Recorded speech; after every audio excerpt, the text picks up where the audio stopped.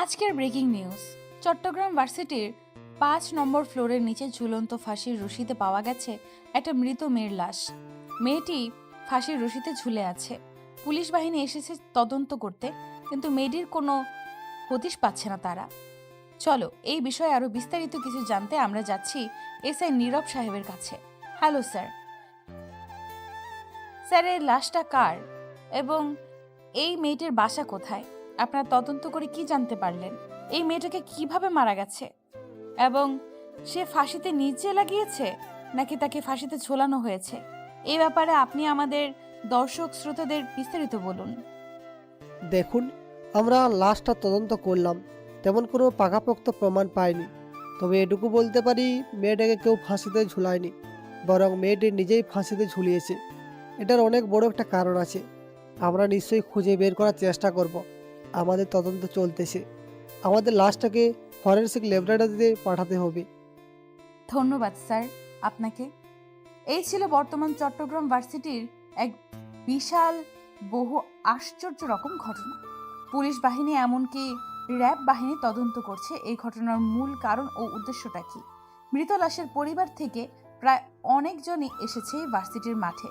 লাশকে নিয়ে হাউমাউ করে কান্নাকাটি করছে তারা। দিন শেষে পরিশেষে একটাই কথা, নিজে সুস্থ থাকুন, অন্যকে সুস্থ রাখুন এবং নিজের খেয়াল রাখুন এবং অন্যকে সচেতন করুন। আজকে ছিল আমাদের এই খবর। ভিএস টিভি থেকে এতক্ষণ পাশে থাকার জন্য সবাইকে আন্তরিক শুভেচ্ছা ও ভালোবাসা। এতক্ষণ রিপোর্টার সাংবাদিক কথা বলছিল চট্টগ্রাম ভার্সিটির মাঠে এক অজ্ঞাত লাশ ফাঁসিতে ঝুলার বিষয়। এই নিয়ে উৎসুক জনতার সামনে খবর প্রকাশ করছিল তানহা। এই তানহা হচ্ছে একজন সাংবাদিক। তানহার পরিচয় পর্ব একটু পরেই দিচ্ছি। তার আগে বিস্তারিত ঘটনাটা উল্লেখ করি। বিশাল বহু এই চট্টগ্রাম শহর কেই না চিনে। অসংখ্য মানুষ দেশ বিদেশ থেকে আসে চট্টগ্রাম শহরে বাণিজ্যিক ব্যবসা করতে। কেউ আসে চাকুরি করতে, কেউ আসে লেখাপড়ার ক্ষেত্রে, কেউ আসে আত্মীয় স্বজনের বাড়িতে ঘুরতে, আবার কেউ আসে চট্টগ্রাম শহরটা ভ্রমণ করতে। তেমনই এই চট্টগ্রামের ভার্সিটিতে হাজারো ছাত্রছাত্রী লেখাপড়া করে। তাই এদেশ থেকে এক ডিস্ট্রিক্ট থেকে অন্য ডিস্ট্রিক্টের শিক্ষার্থী চট্টগ্রাম ভার্সিটিতে পড়তে আসে। তেমনই হয়তো কোনো মধ্যবিত্ত পরিবার বা কোনো প্রভাবশালী ধনী ব্যক্তির পরিবার থেকে উঠে আসা ঝুলন্ত এই মৃত মেয়েটির লাশটি। হয়তো মেয়েটির পরিবার খুবই প্রভাবশালী এবং ধনী, কেননা মেয়েটির পোশাক দেখে বোঝা যাচ্ছে বেশ স্টাইলিশ এবং স্মার্ট। সকালে পিয়ন ভার্সিটির গেট খুলে দেয় 9:20 বেজে। শিক্ষক শিক্ষার্থীরা ভার্সিটির মাঠে প্রবেশ করে। প্রথম অবস্থায় কয়েকজন শিক্ষক ও শিক্ষার্থী 10তলা ভবনের নিচে 5তলা ভবন থেকে ঝুলন্ত মেয়েটির লাশ দেখে হকচকিয়ে ওঠে।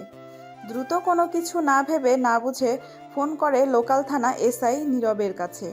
ঘটনা শুনে এসআই নীরব উপস্থিত হয় তার ফোর্স বাহিনী নিয়ে ভার্সিটির মাঠে।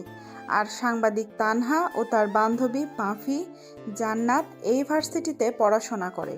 তাই ভার্সিটির উদ্দেশ্যে তারা ভার্সিটিতে আসে। আর এসে তারাও দেখতে পায় ঝুলন্ত মেয়েটির লাশ। গলায় রশি দিয়ে ফাঁসিতে ঝুলে আছে মেয়েটির মৃতদেহ। তানহা একজন সাংবাদিক রিপোর্টার, চাকরির পাশাপাশি সে শিক্ষার্থীও বটে। ঘটনাস্থলে তানহা তার খবর প্রচার করে তার শ্রোতা দর্শকদের সামনে। তানহা দেখতে বেশ স্মার্ট, সুন্দরী, গুণবতী, রূপবতী, মায়াবতী, ভার্জিন কুমারী, জান্নাতের হুরপরি। ঠোঁটের নিচে ছোট্ট একটা তিল, ঠোঁটে লেগে আছে অসম্ভব মুচকি হাসি, চোখগুলো টানা টানা, চোখের পাতাগুলো খুবই পাতলা, চোখের ভ্রুগুলো অসম্ভব ঘন কালো ও চিকন আকৃতির, চোখগুলো অসম্ভব সুন্দর ও মায়াবী, চুলগুলো বেশ স্টাইলিশ, সিল্কি, কোমরের একটু উপরে উঠানো, চুলগুলো বেশ স্টাইল করে খোপা বাঁধা। ভার্সিটির ছেলেরা তানহা বলতে পাগল, কিন্তু তানহা কাউকে পাত্তা দেয় না। তানহার একটাই স্বপ্ন, সে বড় হবে আর ওই রাতের রাজা ভিএস ভিক্টরকে ধরা তার প্রথম লক্ষ্য। তানহার বাবা একজন সেনাবাহিনীর প্যারালাল কমান্ডো, উচ্চপদস্থ দক্ষ অফিসার। তানহার মা পেশায় একজন প্রিন্সিপাল ভার্সিটির। আপাতত তানহার এটুকুই পরিচয় থাক। ভার্সিটির মাঠ থেকে মেয়েটির মৃত লাশ নিয়ে যাওয়া হয় ফরেনসিক ল্যাবরেটরির উদ্দেশ্যে। ভার্সিটিতে হঠাৎ করে এমন ঘটে যাওয়া ঘটনাতে শিক্ষকরা জানিয়েছে ভার্সিটিতে আজকে তেমন কোনো ক্লাস হবে না। তাই যে যার মতো ভার্সিটি থেকে রওনা দিয়েছে বাড়ির উদ্দেশ্যে। আবার কিছু ছাত্রছাত্রী ভার্সিটির মাঠে আড্ডা দিচ্ছে। ও হ্যাঁ, ভিএস ভিক্টর কে সেটা খুব শীঘ্রই জানতে পারবেন, তাই গল্পের সাথে থাকতে হবে কিন্তু। আজকের গল্পটা হতে চলেছে অনেকটা ইন্টারেস্টিং। ভার্সিটির মাঠের পরিবেশটা ঠান্ডা হতেই তানহা বলে ওঠে, আচ্ছা জান্নাত, এই মেয়েটা ইন্টার সেকেন্ড ইয়ারে পড়ে। মেয়েটির সাথে এমন কি ঘটেছিল যার জন্য মেয়েটা এইভাবে রাতের অন্ধকারে ভার্সিটিতে এসে নিজের গলায় রশি দিয়ে ফাঁসি দিয়ে 5 তলা ভবন থেকে ফাঁসিতে ঝুলিয়ে পড়ে? খালি রহস্য আর গোলমাল খুঁজে পায় না। আমি এর কুল কিনারি। তুইও না তানহা পারিস বটে। আগে ভিএস ভিক্টরের পেছনে পড়েছিলি, আর এখন আজকের এই ঝুলন্ত মেয়ের মৃত লাশের পেছনে দৌড়াচ্ছিস। তুই বুঝবি না, ওই বেটা খোঁজ চর। ভিক্টরকে ধরার কতদিনের স্বপ্ন আমার। জানিস তার খুনের স্টাইল, তার ড্যাশিং রূপ, তার মারার স্টাইল, তার এডুকেশনাল, তাকে কাউকে মারার আগে তার যে ডায়লগগুলো ইউজ করে, ওফ, মন ছুঁয়ে দেওয়ার মতো। যেভাবে তুই বলছিস মনে হচ্ছে ওর সাথে যেন তোর কতবার দেখা হয়েছে, তার ওপর তুই যেন ওকে ভালোবেসে ফেলেছিস, আবার তার ওপরে যেন তোর খুব কাছের মানুষ, যেভাবে বলছিস। তানহা ও জান্নাতের কথা শুনে সেখানে আরও বসে থাকা মাফি এবার একটা রহস্যময় মুচকি হাসি দিয়ে নরম সুরে বলে ওঠে, উফ, তোরা থামবি রে তানহার জান্নাত, তোরা দুজনেই পাগল হয়ে গেছিস। আরে আজ পর্যন্ত যে বিএস ভিক্টোরিকে দেখেছে সে হয় পরপারে পাড়ি জমিয়েছে বা প্যারালাইসিস রোগী হয়ে এখনও বিছানায় শুয়ে আছে, আর তোরা নাকি তাকে নিয়ে সমালোচনা করছিস। মাফি, তুই যেভাবে বলছিস না, দেখে মনে হচ্ছে ওই ভিক্টর হচ্ছে তোর ভাই, বা তোর পিয়ারে দিল মে কুছ কুছ হোতা হ্যায় লাগে। আমার ভাই? তোরা যদি আমার ভাইকে দেখিস তাহলে তো ভার্সিটিতেই আশায় বন্ধ করে দিবে। ওহো রে, কথাটা শুনেই যেন মনটা জুড়িয়ে গেল মাফি বেবি। এই তোরা বাদ দিবি, এখন চল, ভার্সিটিতে তো আজকে ক্লাস হবে না, সবাই বাসার উদ্দেশ্যে রওনা দিই। আমার বাসায় একটু কাজ আছে রে। তিন বান্ধবী ভার্সিটির মাঠ থেকে উঠে দাঁড়ায়। তানহা, জান্নাত, মাফি। তারা তিন বান্ধবী রওনা দেয় তাদের নিজ বাড়ির গন্তব্যের উদ্দেশ্যে। ও হ্যাঁ, তানহা, মাফি, জান্নাত তিনজনেই কিন্তু হচ্ছে রিপোর্টার। আপনাদের মাথায় শুধু একটাই ঘুরপাক ও চক্কর খাচ্ছে, সেটা হচ্ছে এই ভয়ঙ্কর রাতের অন্ধকারের রাতের রাজ্যের রাজা ভিএস ভিক্টর কে। এই ভিক্টর কে, তার পরিচয় সে কে, সে কি করে, তার নামটা এত ভাইরাল কেন এই শহরে, তাই বলছি গল্পের সাথে থাকুন, সবটা জানতে পারবেন। ও হ্যাঁ, মাফির বাবা একজন কোটিপতি বিজনেসম্যান। তানহার বাবা একজন সরকারি অফিসের একজন বড় অফিসারের কর্মকর্তা, দায়িত্ব হিসেবে চাকরি করছে। ভার্সিটির মাঠে আজকের ঘটে যাওয়া ঘটনাটা, ভার্সিটির মাঠে উপস্থিত থাকা একটি ছেলের সম্পূর্ণ ঘটনাটি ভালো করে পর্যবেক্ষণ করে নেয়। ভার্সিটির মাঠ পুরোপুরি প্রায় খালি। ছেলেটি সহ আর বেশ কয়েকজন ছেলে মেয়ে শিক্ষক আছে ভার্সিটির মাঠে। ছেলেটি পকেট থেকে ফোনটা বের করে কোনো এক নাম্বারে ডায়াল করে। ও পাশে ফোনটা রিসিভ করতেই বলে ওঠে ছেলেটি, হ্যালো, আসসালামু আলাইকুম বস। বস, একটা দুর্দান্ত খবর আছে। ঘটনাটা বিস্তারিত বলো।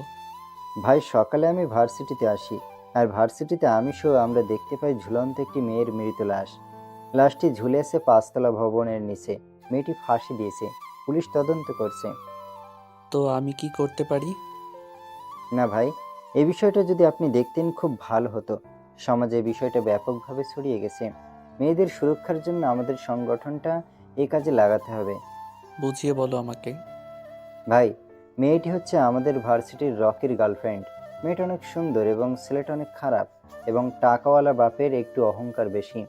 শুধু এই মেয়েটির সাথে নয়, বরং আরও মেয়ের সাথে তার রিলেশন আছে। ভাই, মেয়েটি ইচ্ছে করে ফাঁসির রশিতে ঝুলতে চায়নি, তাকে ফাঁসির রশিতে ঝুলতে বাধ্য করা হয়েছে। তুই বিস্তারিত খবর নিয়ে আমাকে জানা। ওকে ভাই, ঠিক আছে। এতক্ষণ ফোনে কথা বলল দুজন অজানা ব্যক্তি দুজন আপনাদের সুপরিচিত হবে, তবে এই মুহূর্তে তাদেরকে আন্ডারগ্রাউন্ডে রেখে দিলাম এবং চলুন গল্পের নতুন কোনো মোড়ে ফিরে আসি। এদিকে কলেজের মাঠে ঘটে যাওয়া ঘটনা শুনে ও দেখে আরেকটি ছেলে তার পকেট থেকে ফোন বের করে মেয়েটির বয়ফ্রেন্ড রকিকে ফোন করে বলে ওঠে, হ্যালো রকি, কোথায় আছিস তুই? খবর পেয়েছিস ভার্সিটি যে আজ বিশাল বড় একটা কাণ্ড ঘটে গেছে? এ বিষয়ে কি তুই কোনো কিছু জানিস? রকি একটা মদের ক্লাবে বসে মদ খাচ্ছিল একটা মেয়ের সাথে। তার বন্ধু লিখনের ফোনটা রিসিভ করে আর ফোনের ওপাশ থেকে লিখনের বলা কথাগুলো শুনে এবার রকি বলে ওঠে, তুই জানিস না বর্তমানে আমি কোথায় থাকতে পারি আর ভার্সিটিতে কি ঘটছে না ঘটছে ওসব দেখার সময় আমার নেই। দ্রুত বল আর ফোনটা কাট। আর আমি এনজয় দ্য পার্টিতে, বর্তমানে আমি পার্টিতেই আছি। আরে রকি, তুই তো ফেঁসে গেছিস। তোর গার্লফ্রেন্ড আজকে ভার্সিটিতে গলায় ফাঁসি লাগিয়ে আত্মহত্যা করেছে।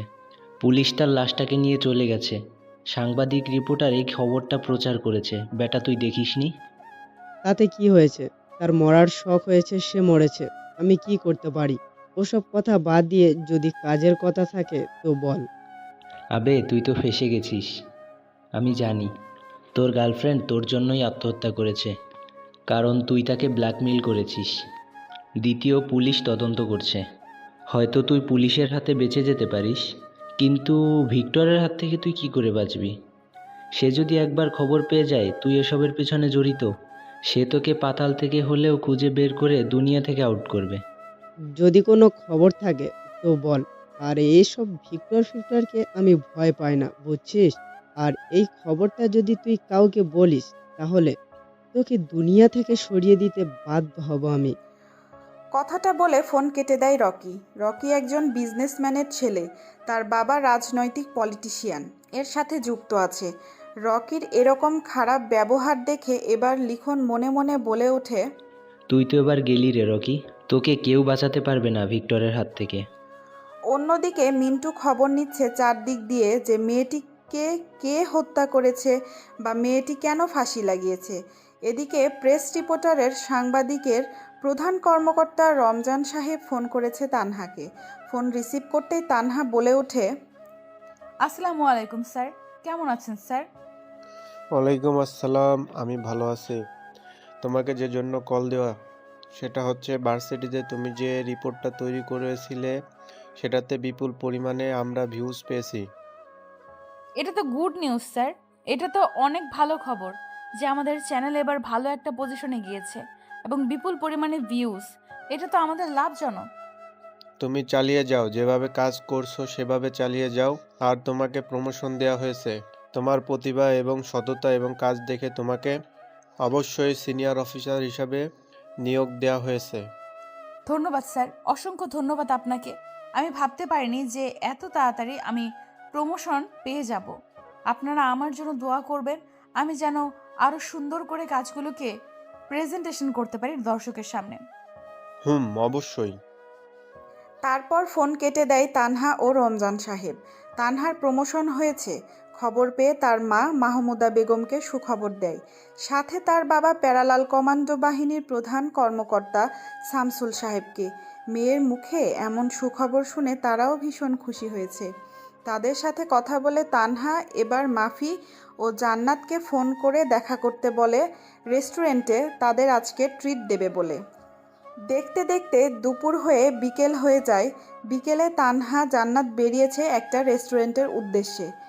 এদিকে মিন্টু অনেক খোঁজ খবর এবং খবরাখবর খোঁজাখুঁজির পরে জানতে পেরেছে যে এসবের পেছনে রকির হাত আছে। মেয়েটা ফাঁসি লাগিয়েছে একমাত্র রকির কারণে, কারণ রকি তাকে ব্ল্যাকমেল করেছিল কোনো এক ভিডিওর কারণে। খবরটা পেয়ে দ্রুত এসে ফোন বের করে সেদিনের সেই নম্বরে ডায়াল করে ফোন রিসিভ করতে সেদিনের সেই অচেনা অজ্ঞাত ব্যক্তিটি বলে ওঠে, দ্রুত বল, কি বলবি, কারণ আমি একটা ইম্পর্টেন্ট কাজে আছি। ভাই, আমি যে তোমাকে ওই দিনের ওই বিষয়ে বলেছিলাম সে বিষয়ে খবর পেয়েছি। কী রকম খবর পেয়েছিস বিস্তারিত বল। ভাই, খবরটা হচ্ছে ছেলেটির নাম রকি আর তার গার্লফ্রেন্ড হচ্ছে বিপাশা। যে মেয়েটা আত্মহত্যা করেছে তার নাম বিপাশা। ছেলেটি ও মেয়েটির দুজন দুজনকে ভালোবাসে। ছেলেটি ভালো না, মেয়েটি অনেক সুন্দর এবং অনেক নরম ও ভদ্র। মেয়েটি প্রভাবশালী পরিবারের, ছেলেটিও প্রভাবশালী পরিবারের। ছেলেটি ও মেয়েটি দুজন দুজনকে ভালোবাসে। যা বলার আছে দ্রুত বল, কারণ আমার হাতে সময় নেই। জি ভাই, ছেলেটির মেয়েটির সম্পর্ক প্রায় অনেক বছরের। মেয়েটি আত্মহত্যা করেছে কারণ ছেলেটি ও মেয়েটির ঘনিষ্ঠতার কিছু মুহূর্তের ভিডিও ছেলেটার কাছে আছে, আর ছেলেটি সেটা নিয়ে ব্ল্যাকমেল করছিল মেয়েটিকে, যাতে সে আবারও তার সাথে ঘনিষ্ঠতার সম্পর্ক করে। ওকে, ঠিক আছে। আমার ভার্সিটিতে ভর্তি হওয়ার সব কিছু ঠিকঠাক কর। ওকে ভাই, ঠিক আছে। আর হ্যাঁ, ওই ছেলেটির বিষয়ে আরও খোঁজ খবর নেই। কালকে দেখা হচ্ছে ভার্সিটিতে। ওকে, অপেক্ষায় রইলাম। তারপর এদিকে তানহা বেরিয়েছে ট্রিট দেবে বলে মাফি আর জান্নাতকে। তিনজনে একটা কফি হাউসে বসে কফি খাচ্ছে আর গল্পগুজব করছে। তখনই তানহা বলে ওঠে, জানিস মাফি, জান্নাত আমার স্বপ্ন আছে। আমিও একদিন ভিক্টরকে ধরে ছাড়বো, যত রকম আমার কষ্ট করতে হয় হোক না কেন। দেখ, তাকে ধরতে গিয়ে আবার তুই নিজেই বিপদে পড়িস না, কারণ সে খুব হিংস্র আর হায়না এবং ভয়ঙ্কর। তুই তো আমাদের কথা শুনবি না? যেহেতু তুই তাকে ধরতে চাচ্ছিস, বলতে তার সাথে দেখা করতে চাচ্ছিস, সেক্ষেত্রে নিজের সুরক্ষার কথা ভেবে তার সাথে দেখা করবে। আরে আমার তেমন কিছুই হবে না। আর ওই ভিক্টর নির্দোষ মানুষদের কিছুই করে না, ও শুধু অপরাধীদের শাস্তি দেয়। তাই তো সরকারও তাকে ধরার সাহস করে না। তারপর তিন বান্ধবী অনেক খোশ গল্প ও আড্ডা দিয়ে যে যার বাড়ির উদ্দেশ্যে চলে যায়। দেখতে দেখতে রাত হয়ে যায়। রাত পেরিয়ে প্রায় মধ্যরাত। লিখন আবারও ফোন দেয় রকিকে। রকি ফোন রিসিভ করতেই বলে ওঠে, তোকে বলেছি না তুই আমাকে আর ফোন করবি না ওই বিষয়ে।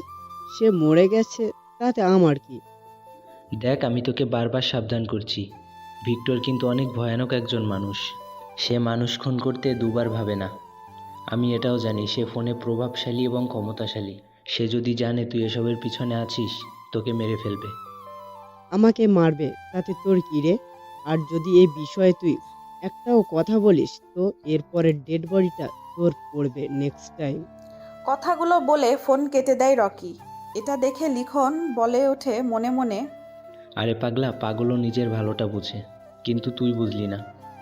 সেই অচেনা ব্যক্তিটা ভিক্টর ঘরে বসে ল্যাপটপ ওপেন করে কি যেন ঘাটাঘাটি করছে আউটসাইডের সাইবার ওয়ার্ল্ডে, এবং তাদের সাথে যেন কি চ্যাট করছে। তখনই তার ফোনে ফোন আসে। ফোন রিসিভ করতেই দেখে মিন্টু ফোন দিয়েছে।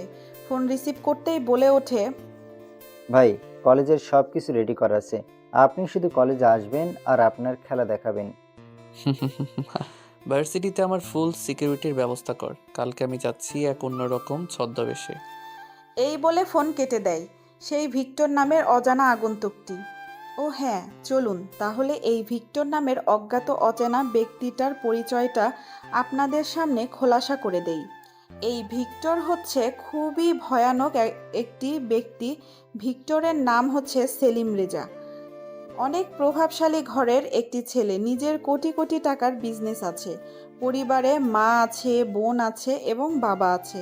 তবে সেলিম রেজা বলে শুধুমাত্র তাকে ভদ্র সমাজের ভদ্র লোকেরাই তাকে চিনে, স্যুটবুট পরিহিত লোকেরা। আর ভিএস ভিক্টর বলে চিনে তাকে অন্ধকার জগতের কালো দুনিয়ার, কালো রাত্রের, রাতের রাজা ভিক্টরকে কালোবাজারের সব ব্যবসায়ীরা। তারা জানে এই ভিক্টর কে, কি তার পরিচয়। ভিক্টরকে আজ পর্যন্ত যেই দেখেছে, হয় সে অন্ধ হয়েছে অথবা পৃথিবী থেকে চলে গেছে, আর না হয় কথা বলার ভারসাম্য হারিয়ে ফেলেছে। সেলিম রেজা যে এত বড় একজন কুখ্যাত সন্ত্রাসী, এটা তার ফ্যামিলি জানে। অথচ তার পুরো ফ্যামিলি তাকে সাপোর্ট করে, কারণ সে সৎ ও নীতিবান ব্যক্তি। আপাতত ভিক্টরের পরিবার ও ভিক্টর সম্বন্ধে এটুকুই থাক। বিস্তারিত জানতে গল্পের সাথে থাকুন। চলুন গল্পে ফিরে আসি। পরদিন সকালে বাড়ি থেকে রেডি হয়ে বেরিয়ে পড়েন সেলিম রেজা। চলে আসে বাংলোর ভেতরে। তারপর একটা রুমে প্রবেশ করে। তারপরে নিজের মতো করে রেডি হয়ে বেরিয়ে পড়েন। সকাল 9টা বাজে। ভার্সিটির মাঠে হাজার হাজার ছাত্রছাত্রী উপস্থিত হয়েছে। কেউ কেউ ক্লাসের দিকে রওনা দিচ্ছে, আবার কেউ আড্ডা দিচ্ছে ভার্সিটির মাঠে। হঠাৎ করে সকলের চোখ যায় গেটের দিকে। গেটের ভেতর দিয়ে প্রবেশ করে আসছে কোনো একটি ছেলে, মাথায় চপচপ করে খাঁটি সরিষার তেল দেয়া। শার্টটা বেশ ময়লা, সাদা রঙের টি শার্টটা শরীরের সাথে লেপ্টে আছে ঘেমে, শরীরটা একাকার। চুলগুলো উস্কো খুস্কো, পরনে থাকা ঢিলেঢালা প্যান্ট ও শার্ট। পায়ে হেঁটে প্রবেশ করছে কলেজের মাঠে। সবাই এক দৃষ্টিতে তাকিয়ে আছে ছেলেটির দিকে, যেন ছেলেটি দেখতে একদম জোকার। ছেলেটির মাথা নিচু করে কলেজের মাঠ পেরিয়ে সোজা চলে যায় প্রিন্সিপালের রুমে। প্রিন্সিপালের সাথে কথাবার্তা বলে আবার চলে আসে ভার্সিটির সেই মাঠে। সবাই যেন তাকেই দেখছে, এ যে এক সার্কাস চলছে। ছেলেটি কারো দিকে না তাকিয়ে কোনো কথা না বলে চলে যায় ক্যাম্পাসের এক কোণে। তখনই সেখানে আবির্ভূত হয় রকি, লিখন, সাথে ওদের দলবলের ছেলেপেলেগুলো। ক্যাম্পাসের সেই জায়গাগুলোতে বসে পড়ে, নিজেদের মধ্যে কথা বলতে থাকে। এদিকে মিন্টু ভার্সিটিতে এসেছে আর দেখে তাদের বস সেলিম রেজা ওরফে ভিএস ভিক্টর কলেজের মাঠে উপস্থিত হয়েছে। ভার্সিটির ক্লাস শুরু হওয়ার সময় হয়ে গেছে, তাই যে যার মতো ভার্সিটির ক্লাসরুমে যাচ্ছে। মিন্টু ধীর গতিতে এগিয়ে আসে ভিক্টরের দিকে। তখনই গাড়ি নিয়ে ভার্সিটির মাঠে উপস্থিত হয় মাফি। মাফি গাড়ি পার্কিং করে যখনই তার নিজের ক্লাসরুমে যাওয়ার উদ্দেশ্যে পা বাড়াবে, তখনই তার চোখ যায় ক্যাম্পাসের মধ্যে বসে থাকা সেই হাবাগোবা ছেলেটির দিকে। মাফি হা করে এক দৃষ্টিতে তাকিয়ে আছে ছেলেটির দিকে। ছেলেটিরও চোখ পড়ে যায় মাফির দিকে। মাফি কোনো কিছু না ভেবে গুটি গুটি পায়ে এগিয়ে আসে ভিক্টর নামের সেই ছেলেটির কাছে, এসে উপস্থিত হয়। এদিক থেকে মিন্টু যা ছিল ভিক্টরের কাছে, যখনই দেখলো মাফি ভিক্টরের কাছে যাচ্ছে, তখনই দুই পা পিছিয়ে যায়। মাফি গিয়ে বলে ওঠে, ভাইয়া তুই এখানে এইরকম হাবা গোবা ছদ্মবেশ স্টাইলে কেন এসেছিস? তোর এত কিছু আছে তারপরও তুই এরকম ড্রেস পরে এসেছিস? তুই কি আমার মান সম্মান খাবি? বোনের মুখে এই কথা শুনে ভিক্টর থতমত খেয়ে যায়। ভিক্টর কি বলবে কোনো কিছু ভেবে পায় না, তাই ভিক্টর বলে ওঠে, হা হা হা। দেখ, এখানে আমি একটা কাজে এসেছি, তোর কোনো সমস্যা হবে না। আমি তো জানি তুই নিশ্চয়ই কাউকে খুন করার উদ্দেশ্যে এসেছে। তবে হ্যাঁ, খুব সাবধান থাকিস, কারণ আমার একটা বান্ধবীর নাম তাকনা, সে তোকে পাগলের মতো খুঁজে বেড়াচ্ছে। যাই করবে খুব সাবধানে। কেন? তোর বান্ধবী কি আমাকে ভালোবেসে ফেলেছে নাকি? বলতে গেলে তাই, আর না বলতে গেলে তোকে সে দেখতে চায়। ওকে। মাফি চলে যায়। সেলিম ওরফে ভিক্টর বসে আছে ক্যাম্পাসে। গুটি গুটি পায়ে এগিয়ে আসে মিন্টু আর বলে ওঠে, ভাই, আপনার পাশে যে ছেলেগুলো বসে আছে তাদের মধ্যে ওই ছেলেটির নাম রকি, আর তার পাশে ছেলেটির নাম হচ্ছে লিখন। দুজনেই অপরাধী এবং উচ্ছৃঙ্খল। ভার্সিটির পুরো ডিটেলস আমাকে দিয়ে দিস, যাতে আমার সুবিধা হয়। ওকে ভাই, ঠিক আছে। মিন্টু চলে যায় তার ক্লাসরুমে। এদিকে ছদ্মবেশী ভিক্টর যখনই তার নিজের ক্লাসরুমের উদ্দেশ্যে রওনা দিবে, তখনই সে পেছন থেকে শুনতে পায়, আচ্ছা রকি, তুই এমন কি ব্ল্যাকমেল করেছিলি যার জন্য মেয়েটা আত্মহত্যা করতে বাধ্য হলো? লিখন নামের ছেলেটির মুখে কথা শুনে দাঁড়িয়ে যায় ভিক্টর। লিখনের মুখে এরকম কথা শুনে এবার একটা হাসি দিয়ে উড়িয়ে দেয় কথাটি রকি, আর বলে ওঠে, আরে পাগল, অলওয়েজ চিল্ড। আমি চিল করতেই ভালোবাসি। ওকে শুধু ব্ল্যাকমেলই করেছি, জাস্ট একটা ভিডিও নিয়ে। ওর সাথে আমার অনেক দিনের অন্তরঙ্গ করার একটা ভিডিও ছিল, আর আমার ওকে একটু কাছে পেতে ইচ্ছে করছিল, তাই ভিডিওটা দেখে ব্ল্যাকমেল করেছিলাম, কারণ সে নিজে থেকে আর আসছিল না।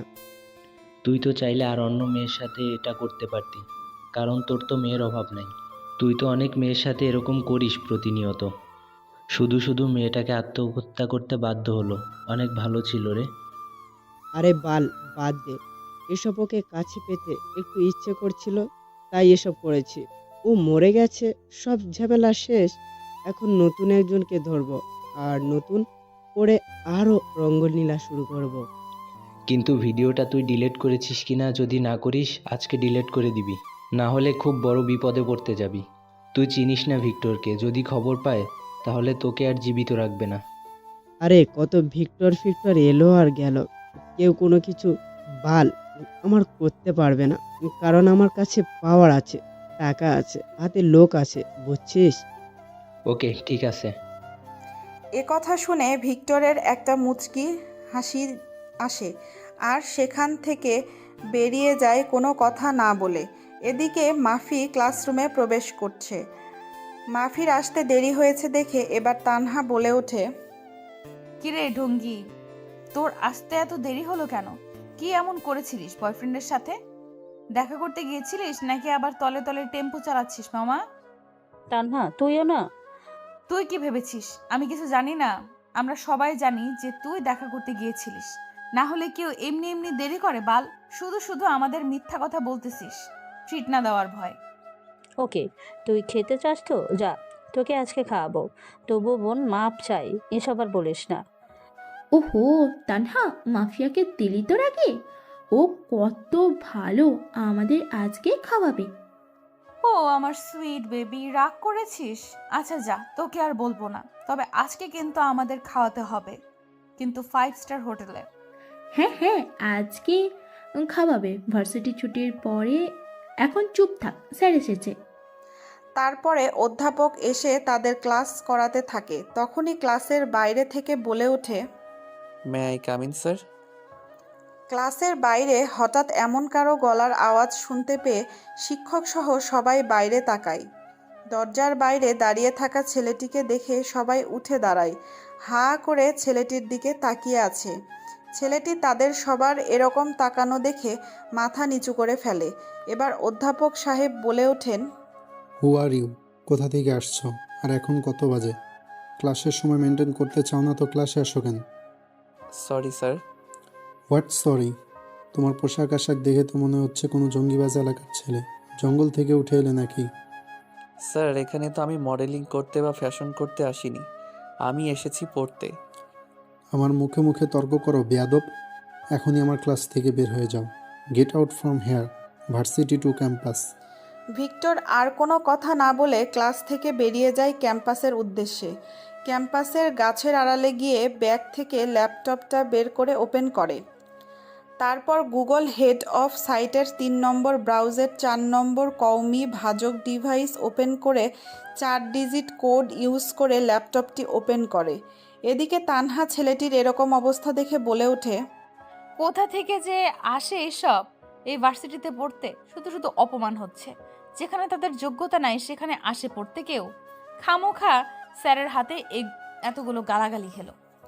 তানহার মুখে এরকম ইমোশনাল কথা শুনে মাফি কোনো কিছু না ভেবে আনমনে বলে ওঠে, আরে তোরা বাদ দে তো এসব। ও সারা জীবন এরকমই, ওর কথা আর বলিস না। মাফির মুখে এ কথা শুনে তানহা সহ জান্নাত অবাক দৃষ্টিতে তাকিয়ে আছে মাফির দিকে। এদিকে মাফি কি বলেছে মাফির নিজেরই খেয়াল নেই। তানহা বলে ওঠে, মাফি, তুই এটা কি বললি? তুই ওকে চিনিস নাকি? ওর ব্যাপারে এত সব জানিস তুই কি করে? সত্যি করে বল, তুই ওকে চিনিস কিনা? তানহার মুখে এ কথা শুনে হুঁশ ফিরে আসে মাফির। এবার মাফি আমতা আমতা করে বলে ওঠে, আরে তোরা যে কি বলিস না, আমাদের পাশেই থাকে, রাস্তার পাশেই, সেই ভাঙা কুটুরিতে। আমাদের বাড়িতে থেকে দেখা যায়, তো তাই ওকে দেখে দেখে অভ্যস্ত হয়ে গেছি। ও আচ্ছা, এই ব্যাপার। আমি ভাবলাম কি। তুই তো আমাদের ভয় পাইয়ে দিয়েছিলিস, আমি আবার ভেবে নিয়েছিলাম যে এটা আমাদের হবু দুলাভাই নাকি। যা বলেছিস সে জান্নাত, আমাদেরকে ভয় পাইয়ে দিয়েছিল। যাক, তাহলে আমাদের আজকে ট্রিটটা খাচ্ছি, তাই আজকে আর ক্লাস করব না। ওকে। এদিকে ভিক্টর ল্যাপটপটা ওপেন করে।